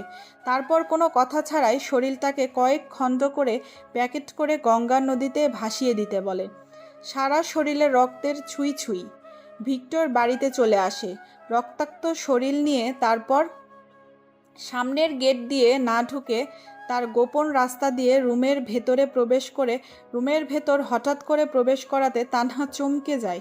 চিৎকার দিতে যাবে তার আগেই ভিক্টর তার মুখ চেপে ধরে। কিছুক্ষণ পর ছেড়ে দেয়। তানহা বলে ওঠে, আমার শরীরে এত রক্ত কেন? আপনি কোথায় গিয়েছিলেন? প্লিজ আমার সামনে থেকে সরে যান। আমি আপনাকে ভীষণ ভয় পাই। আমার কাছে আসবেন না। আগে আপনি গোসল করে আসুন প্লিজ। সরে যান। এভাবে ভয় পেলে হবে? বিশ্বের সাইবার লর্ডের খুনির বউ তুমি। তাতে কি হয়েছে শুনি? আপনি আগে গিয়ে ফ্রেশ হয়ে আসেন, যান। এখনও তো তোমাকে আমি আমার কাছে আপন করে নেইনি, তাতেই এই অবস্থা। যদি কাছে টেনে নেই তো তুমি তো চিৎকার করবে দেখছি। এই কথা বলে ভিক্টর ফ্রেশ হতে চলে যায়। ফ্রেশ হয়ে এসে খাটের উপর এসে বসে। তানহা বলে ওঠে, এই নিন বালিশ আর ক্যাথা। আপনি সোফায় গিয়ে ঘুমান। আপনাকে আমার ভীষণ ভয় করছে। আপনি আমার কাছে আসবেন না। তা কি করে হয় বউ? কথা বলছে আর বিছানার চাদর নিয়ে এগিয়ে যাচ্ছে তানহার দিকে। এক পর্যায়ে তানহার উপরে শুয়ে চাদরটা নিজেদের উপরে নিয়ে হারিয়ে যেতে থাকে ভালোবাসার অটল সমুদ্রে। তানহা অনেক ছটফট করছিল, কিন্তু ভিক্টর তার ভালোবাসা তানহার কাছ থেকে, এই মধ্যরাতের নিশিরাতের পরীর কাছ থেকে সব রকম ভালোবাসা উজাড় করে নেয়। দুজনে ক্লান্ত হয়ে যাওয়ার পরে দুটো শরীরের ক্ষুধা মিটিয়ে একে অপরকে জড়িয়ে ধরে ঘুমিয়ে যায়।